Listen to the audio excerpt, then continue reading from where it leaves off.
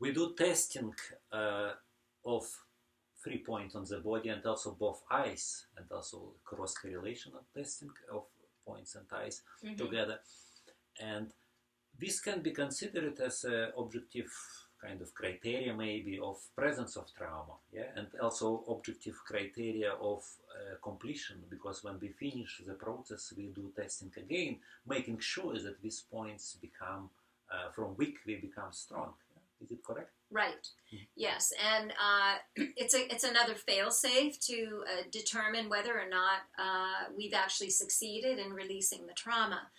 And so occasionally it can happen that through the inquiry process we haven't quite hit upon the true heart of the matter, and so even though you've taken someone through the forgiveness process, you get to the end of it and you check. I call it a checking procedure rather than a testing, because sometimes people quake even at the idea of a test, right? So I refer to it as a checking procedure. So at the end, we check in again and see whether or not there has been a shift in the body's response to the situation and the people or person involved in that trauma. Basically, we'll want to make sure that that person is no longer having a weakened response.